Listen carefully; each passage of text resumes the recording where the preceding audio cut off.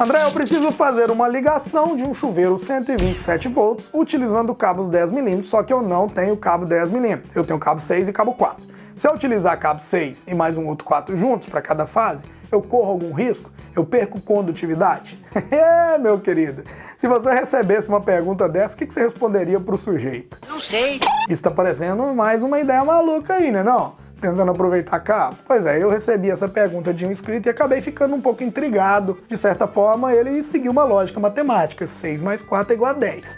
Mas nada de errado até aqui. Só que na prática, o que ocorre se a gente partir dessa lógica? Ficou curioso para saber? Bom, já deixa o like aí, se inscreva aqui no canal, porque a gente tem matado muitas dúvidas interessantes. Então não fica de fora da nossa turma não. Ativa o sininho também para você ser avisado das novidades. Agora bora saber o que acontece, né, com aquela lógica dele aí, mais num pensamento teórico e prático. Vamos lá. Fala, meus queridos! Bem-vindos a mais um vídeo da série Ideia Maluca, mais uma série oficial e original aqui da Engerral. Vamos dar uma consultada na norma para ver o que a NBR 5410 cita a respeito de uso de cabos em paralelo. No item 62521, cita que a corrente transportada por qualquer condutor durante períodos prolongados em funcionamento normal deve ser tal que a temperatura máxima para serviço contínuo, dada na tabela 35, não seja ultrapassada. Bom, e essa aqui é a tabela 35 da norma. Veja que ela indica a temperatura máxima que os cabos podem ter em serviços contínuos. É uma tabela muito importante, tá?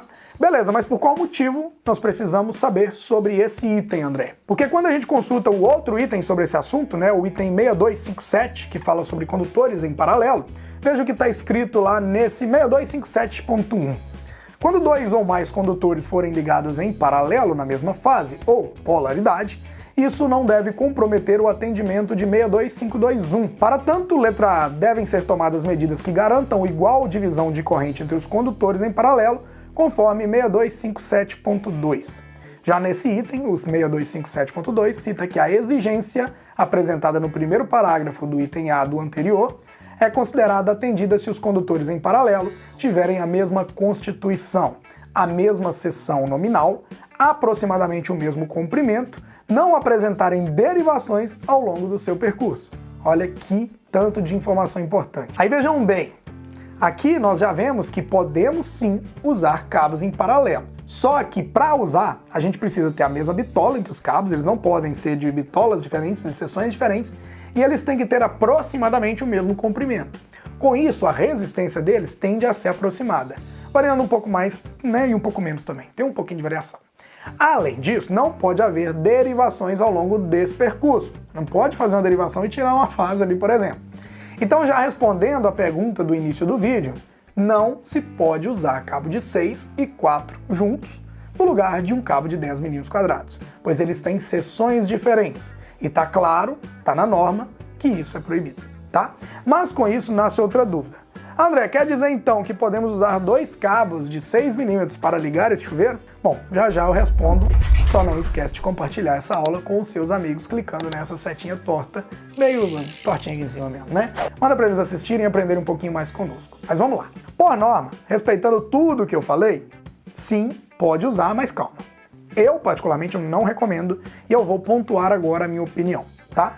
Quando a gente fala em correntes elevadas, eu até entendo a necessidade de usar dois ou mais pernas, né, de cabos numa mesma fase. Tanto que esse tipo de ligação é muito utilizado em indústrias, em grandes empreendimentos e até mesmo por concessionárias de energia. A nossa concessionária local, a CEMIG, na sua ND 5.3, né, que é uma norma dela, aborda que o fornecimento de energia elétrica em média tensão, rede de distribuição aérea ou subterrânea, na sua tabela 1, mostra como opções a ligação dos condutores de fase e neutro com duas ou até três vias, três pernas, como a gente pode ver. Inclusive daí que surge, né, aquele termo circuito de duas pernas, né? Agora, quando nós falamos em correntes menores, para mim não faz o menor sentido, pois nós temos a questão do agrupamento em um eletroduto, nós temos o valor, né, o preço dos cabos, tem a questão da segurança também, né, porque outro eletricista pode dar manutenção e não entender aquilo ali. Então, tem muitos motivos que eu não recomendo fazer isso, né?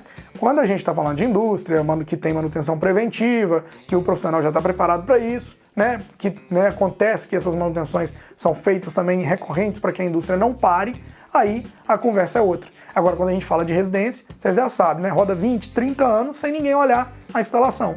Então, na minha opinião, para casos mais simples, né, como o de agora, inventa moda não, filho. Segue a norma, que se der qualquer problema lá na frente, você tem embasamento técnico do que você fez, e aí você tira o seu da reta, entendeu? Mas essa é a minha opinião, tá? Agora eu quero saber a sua, né? O que vocês acham dessa prática? Você já precisou fazer alguma adaptação dessa assim? Usar 2 cabos de 6 no lugar do de 10 ou por aí vai?